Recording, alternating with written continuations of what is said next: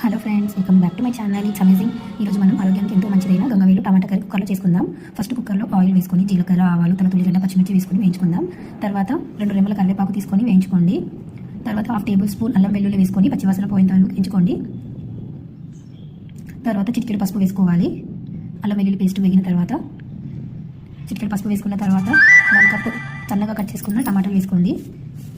నేను 4 టమాటోస్ తీసుకున్నాను. టమాటాలు కలుపుకున్న తర్వాత గ్యాస్ సిమ్లోనే పెట్టుకొని కుక్కర్ మూత నార్మల్గా పెట్టుకోండి ఫ్రెండ్స్. ఒక 2 మినిట్స్ పుచ్చుకున్న తర్వాత మూత తీసి చూడండి, అవి మెత్తగా మగ్గుతాయి. తర్వాత 4 కట్టలు గంగవేలు ఆకుని నేను సన్నగా కట్ చేసుకున్నాను.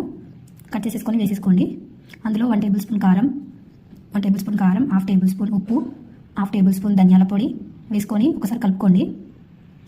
కలుపుకున్నాక నాకైతే వాటర్ అవసరం పడలేదు, నేను వాటర్ పోయాను, ఎందుకంటే ఆకుకూరల నుంచి చాలా వాటర్ వస్తాయి కదా.